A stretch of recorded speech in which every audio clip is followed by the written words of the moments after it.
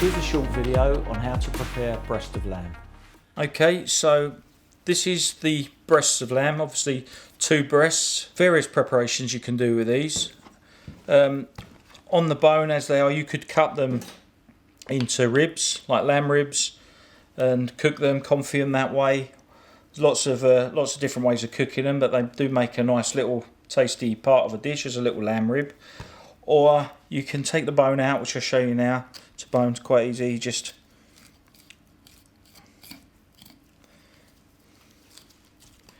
basically free up. There's you've got the little sinew ends of the rack of bones going down there. Just expose them, and then you should be able to get your hand in there and just free that up. Then using your knife, hold that once you free it up, using your knife, just keep your knife against the bone. Just run your knife along the bone.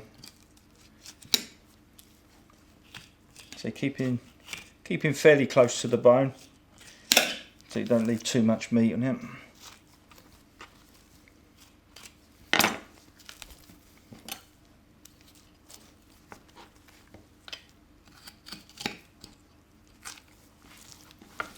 You should be able to almost just pull it off. So the bone comes out. You're left with the breast.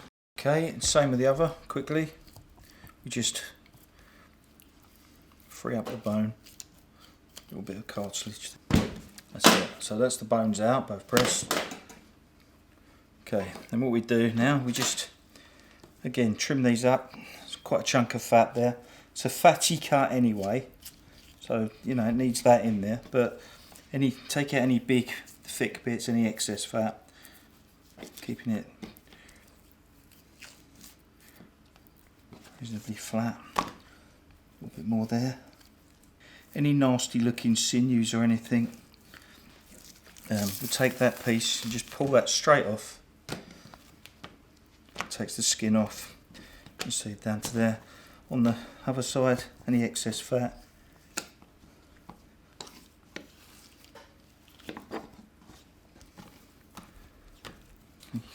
Whole sinewy edge. Trim that back. The excess bit of fat on the other side. Same that end. Okay. You've got two fairly even breasts there.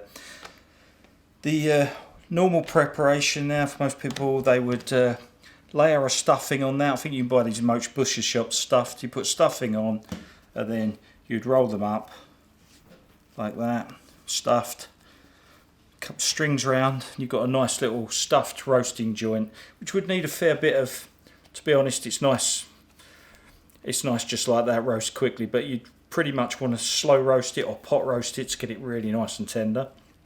Or what I like to do is we trim them back a little bit more, square them off a bit.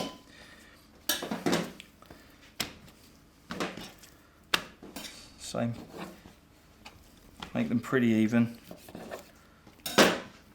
Try and get them to about the same size.